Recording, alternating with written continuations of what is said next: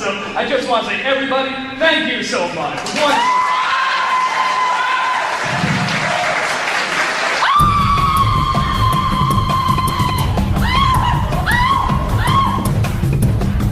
Nostalgia Critic. Sci-fi guy. What are you doing?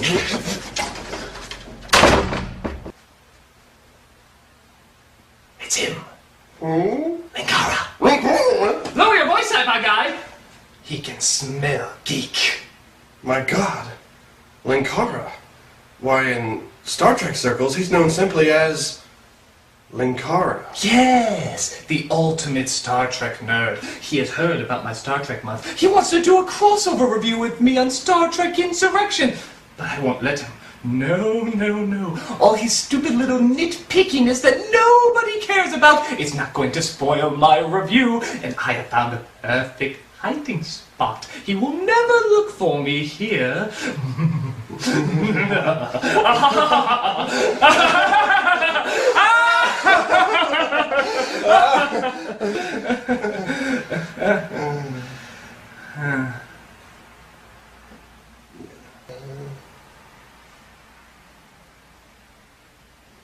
Funny, I kind of thought something would happen while we were laughing there. Yeah, like we'd be interrupted or... Yeah, like someone would interrupt while we're laughing. Yeah. So you want some coffee? That'd be lovely, thank you, yes. Yes. Right. Might as well see what's on the television.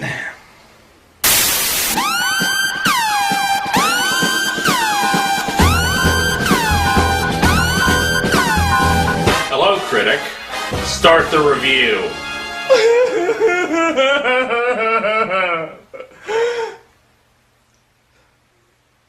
Last time in the good Star Trek movie.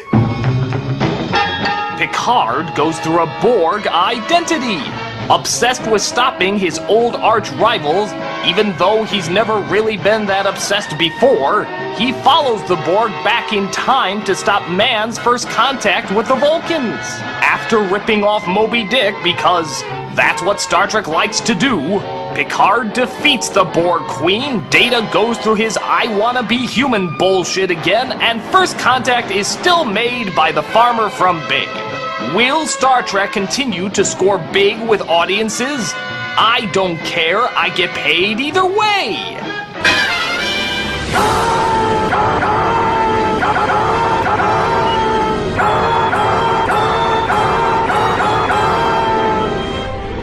And now we come to the final film in Star Trek month, Star Trek Insurrection, with special guest star Linkara. Hello, adoring fans. I've come all the way here on my spaceship to talk to you about the most hated of all Star Trek films. Wait a minute, this was the most hated? I thought it was either like the first one or 5 that was the most despised. That may be the case with other fans, but me personally, this is my least favorite in the entire franchise. So you need me here, or else you'll screw this review up like you've done so many times before. What? When have I ever screwed something up?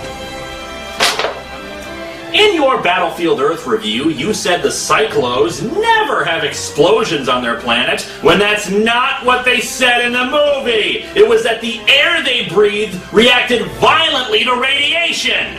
My God, you're defending Battlefield Earth? No, I'm pointing out the fact that you never get details right. So we're gonna do this together so it gets done correctly. So, let's not waste any time. Let's dive right into... Am I in this? Well, it's kinda just a duo thing. But it's my room. Yeah. Okay, I guess I'll just go stand silently in the corner.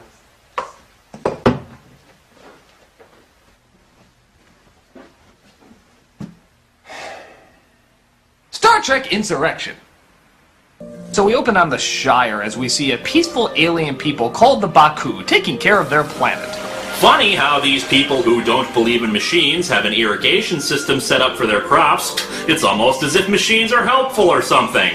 And on top of that, the original series got away with people who looked exactly like humans because it was a low-budget 60s TV series. This is a multi-million-dollar movie. Buy some damn forehead bumps or something. But we see there's Starfleet personnel in invisible suits keeping track of the people in the city. The android! He's out of control!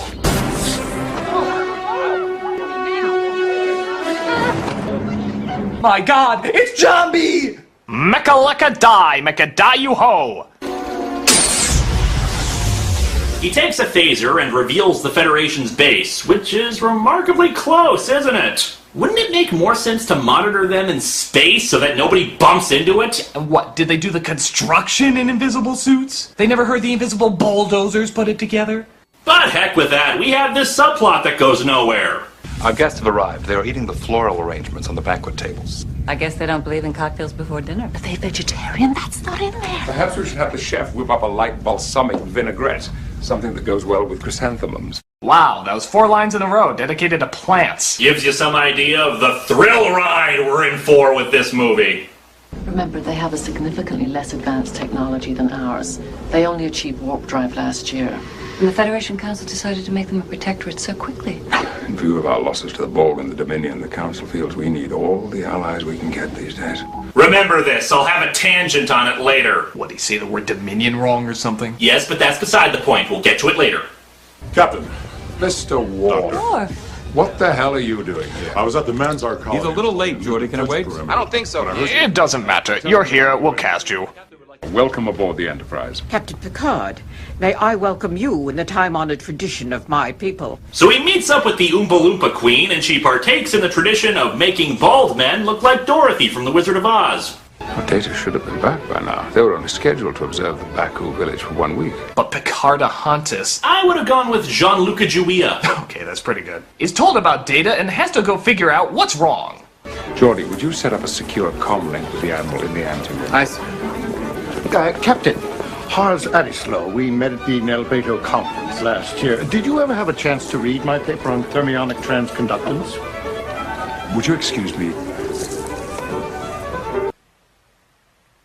Who was that guy? I don't know. Well, you've seen all the shows. Has he ever popped up? Not that I'm aware of. Well, maybe he'll explain it in his next scene. He doesn't have a next scene. You mean he just completely Vanishes.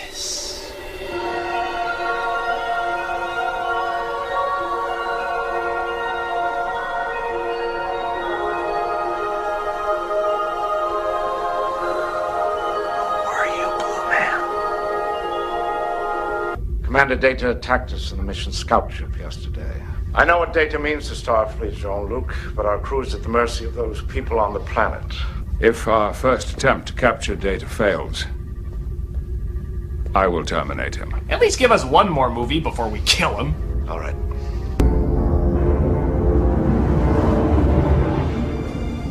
Come out, wherever you are. Sir? That's something that my mother... Well, that was a thrilling backstory. Yeah, I wonder what other character insights we're gonna glance over. You know, this reminds me of when I was a little girl in Alaska. Oh, what was that?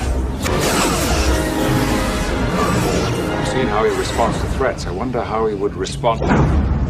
So in a maneuver I don't really understand, they figure out singing to him will somehow break his programming.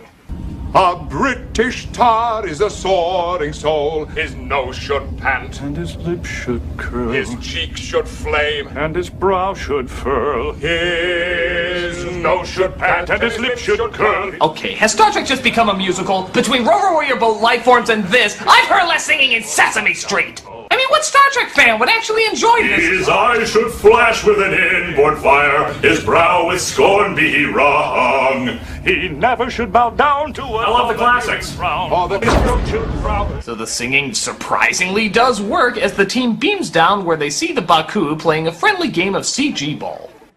We were under the impression they were being held against their will. The artificial life form would not allow them to leave. Apparently, he was taken ill. There was a phase variance in his positronic matrix which we were unable to repair. I think the captain finds it hard to believe that we'd have any skills repairing a positronic device. Well, yeah, since you clearly explained that you don't use technology. Our technological abilities are not apparent because we have chosen not to employ them in our daily lives. We believe that when you create a machine to do the work of a man, you take something away from the man. Then how can you know the latest technology? Don't get me wrong, I understand studying technology, but how can you keep up with the latest technology on a planet forbidding technology without any goddamn technology? Magic. Shut up! But at one time we explored the galaxy just as you do. You have warp capability. Capability, yes. But where can warp drive take us, except away from here? Yeah, I guess if Star Trek has taught us anything, it's that space is pretty boring.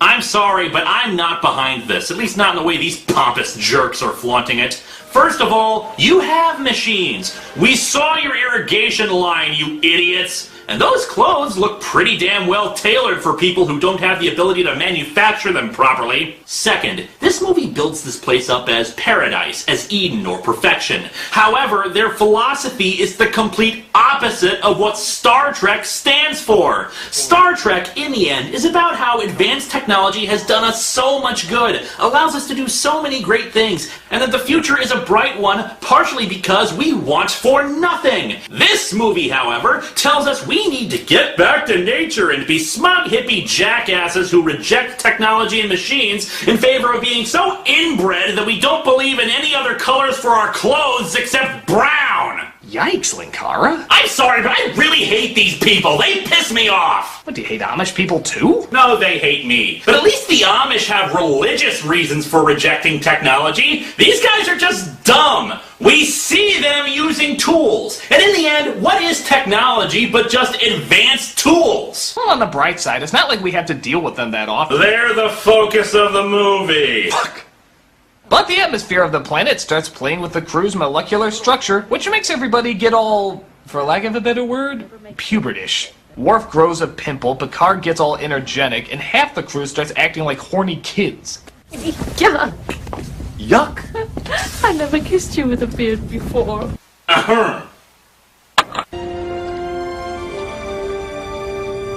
What was that? That was a clip from the show. Oh God, don't tell me. Yes, I have every episode of Star Trek in my ship's databanks. I intend to use them throughout this review whenever the continuity seems off. Come to think of it, we could probably have used that a few scenes ago. Might have to go back? I'll take that as a no.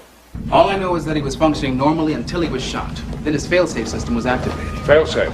His ethical and moral subroutines took over all of his basic functions. But you're saying that he still knew the difference between right and wrong. In a sense, that's all he knew.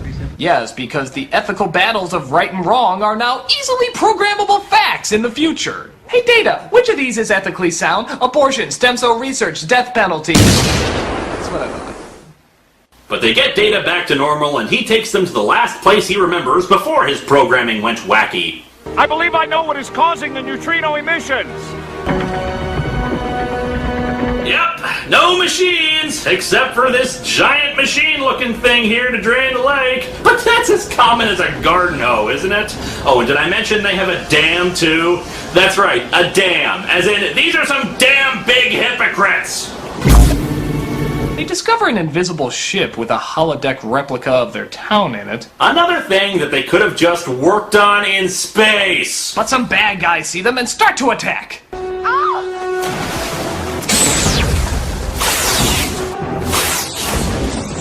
You know, for as exciting as this all is, I honestly just keep thinking back to whatever happened to that blue guy. What were his theories of thermionic transconductance? Much more thought-provoking questions than the rest of this movie is asking.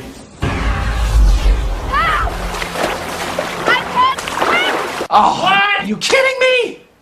Is water technology now? Are you resisting the shackles of H2O? And on top of that, it turns out she's had plenty of time to learn how to swim. We discover that several of the adults there are over 300 years old. That's what the metaphasic radiation of the planet does. Yeah, what the hell's her excuse? In 300 years, you never learned to swim. I just haven't got around to it yet. You are stupid! So basically, the Federation wants to use the planet as a means to find cures and other medical miracles. Sounds good. So what, have they talked to these people about working together, or? Nope, they just plan to beam them off the planet when they're asleep. Odd. Well, I'm sure now that they know the Baku are willing to help others by letting them study the planet. Nope, they see it as their home. They hate technology, we have technology, therefore they hate us. Okay, well, I guess that's legit, seeing how it's their planet. It's not. What the fuck are you talking about? Yeah, technically the planet is under Federation control, and they say that they came there 300 years ago from their own home planet, so they don't own squat. Well, then why the hell don't they just kick these greedy cure for death holders out then? So Picard can make speeches like this. Some of the darkest chapters in the history of my world involve the forced relocation of a small group of people. Just as cultures have been destroyed in every other forced relocation throughout history. Oh, really? Is that why you participated in at least 2 forced relocations? And guess what? One of them was a group of Indians. And he was going to do the exact same plan as they're doing here. Do you know how long we have searched for a home? I believe that I can help you to find a new home. But hey, these are white people and not Native Americans, so it's totally different, I guess. Yeah, that's true. There's a group of stretchy-faced people that are looking to harness the planet's power because they're dying. Yet these selfish jerks are like, You use an electric razor? You deserve to croak. We're only moving 600 people. How many people does it take, Admiral, before it becomes wrong? 601, obviously. We'll be able to use the regenerative properties of this radiation to help billions. And I'm sorry, but I gotta reference my clips again. This is what I was referring to before. At the same time this movie came out, the series Deep Space Nine was on. And during that series, the Federation was at war with a powerful enemy called the Dominion. And the Federation was losing. Badly. And according to their projections, if the Federation loses, 800 billion people will die. And I'm sorry, but doesn't Star Trek have a particular clip for this kind of thing? The needs of the many outweigh the needs of the few. I'm sorry, but I'm completely on the side of the bad guys here. Critic?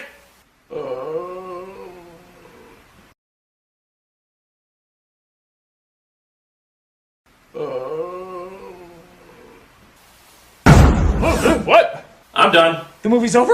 No. Screw you then.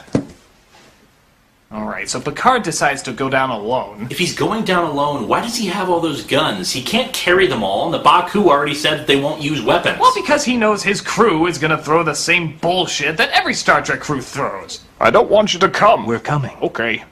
Oh, and don't forget the totally out of nowhere trailer line from Data. Saddle up. Lock and load. So they're leading the people away from the town. Wait, isn't that what the bad guys wanted anyway? Kind of doing them a favor, aren't you? I'm just wondering where the sun is in the solar system. We never saw it in any of the space shots. But then the villains come in to hit them with darts and force them to get beamed out. Well, why don't you just beam them out regularly?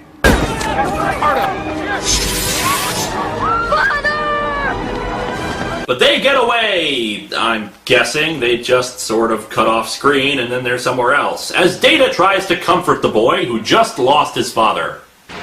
Do machines ever play? Yes. I play the violin. Look, if you want to know what it's like to be a child, you need to learn to play. Oh yeah, he sounds traumatized. Hey now, everybody treats grief differently. Some choose to accept it by not realizing they have it at all. We also see Picard and boring woman who won't be in any future movie, so it doesn't matter, start to hit it off. I should warn you, I've always been attracted to older women.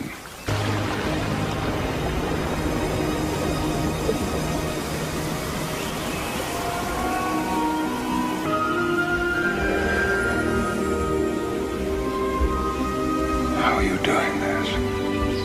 No more questions. Yeah, questions! Lots of questions! Yeah, this is science fiction. At least some questions have to be answered.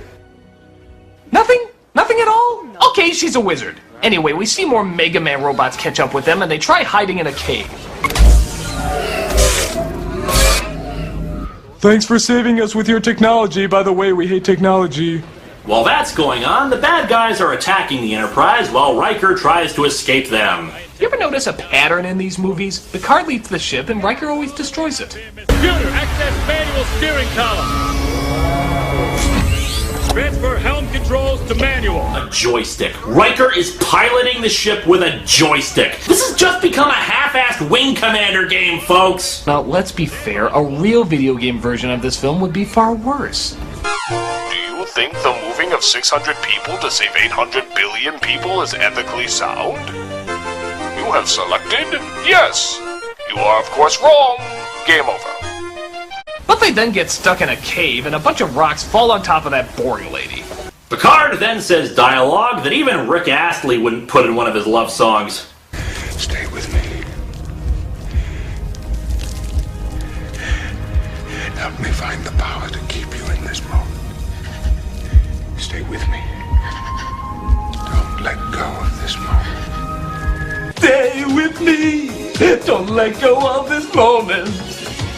But then something remarkable happens, I guess. She slows down the moment so that the others can arrive in time. Oh, I thought she was gonna have an emotion. Hey, I said remarkable, not a miracle. She's stabilizing. Oh, thanks for saving me with your medical technology. By the way, I hate technology.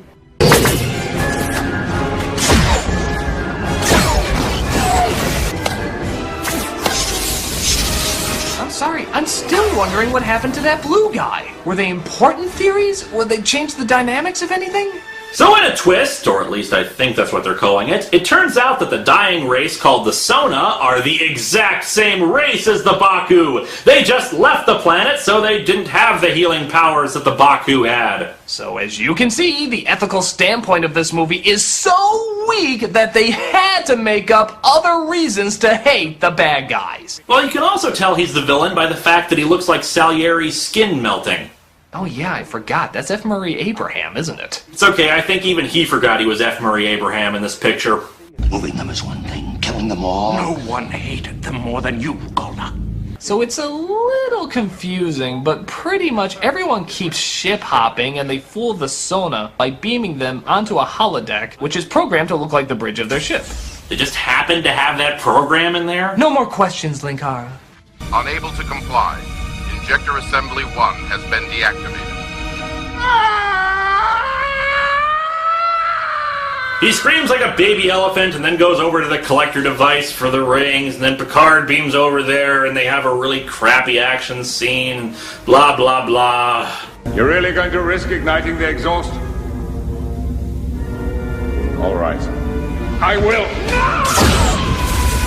Most useless villain ever.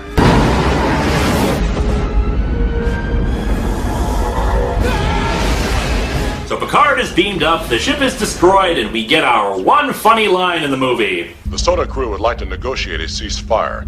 It may have something to do with the fact that we have 3 minutes of air left. So bored by the rest of this, I can't even bring myself to laugh at that. We also see that Data has discovered playing. 7 years of character development on a TV show and 3 movies, and it all comes down to playing. Don't forget, you have to have a little fun every day. Start by not watching this movie.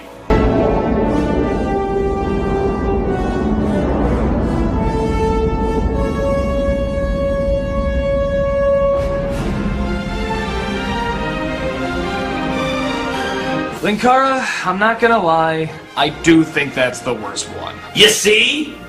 Even if you took out the ethical discussions, the film as a whole is just a bore. The action is dull. The effects are dull. It's paced more like a really lame episode than it is a feature film. It just feels like nothing was accomplished. And even the worst Star Trek movies left me with something. At least 1 or 2 interesting moments. But this is totally forgettable and has nothing backing it.